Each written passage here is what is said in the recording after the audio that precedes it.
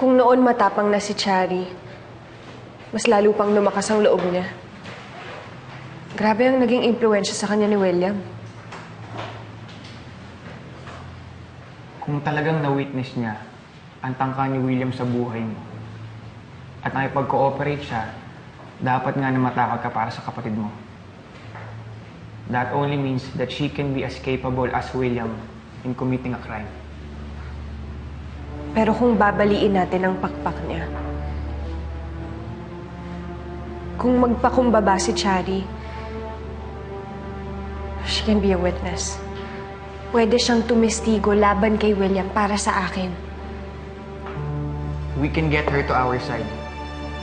Mas lalong titibay ang kaso mo laban kay William. Nay, naiintindihan niyo po ba yung sinasabi namin? Sana, Nay, huwag po kayong magalit sa pinaplano kong gawin. Gagawin mo? Pagbabagsakin ko si Chari, Nay.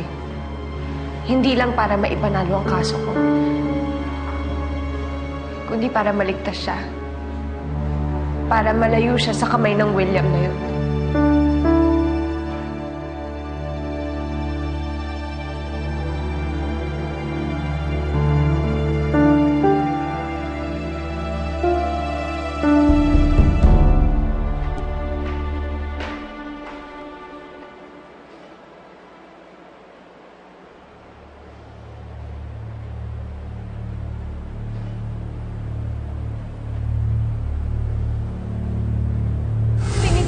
Paniwalain ang sarili mo na inosente siya para lang mapagtakpan ng krimeng alam mong ginawa niya. Hindi mo alam kung anong sinasabi mo, Ate Grace. Eh di ba nandun ka nung nahulog ako sa hagdan? Imposibleng hindi mo alam na itinapon ako sa ilog. Wala akong alam dyan. At wala rin alam si William dyan. Sige, Chari, panindigan mo pang pagsisinungaling mo. Oras na malaman ko na kakonsyaba ka pala ni William, habang buhay kayong mabubulok sa bilangguan ng magkasama!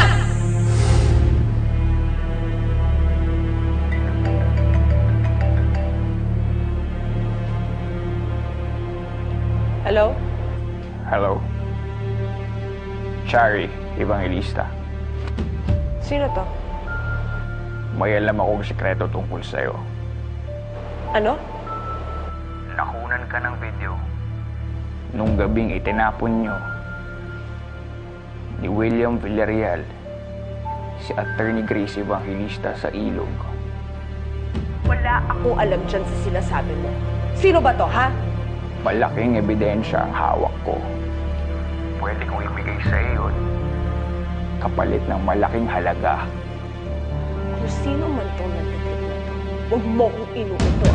Wala akong alam dyan sa sinasabi mo at wala akong kinalaman dyan sa video na yan. At pwede ba, wala kang makukuha sa akin ni Cinco, naiintindihan mo? Magkita tayo alas 8 ng gabi. I-text kita kung saan lugar.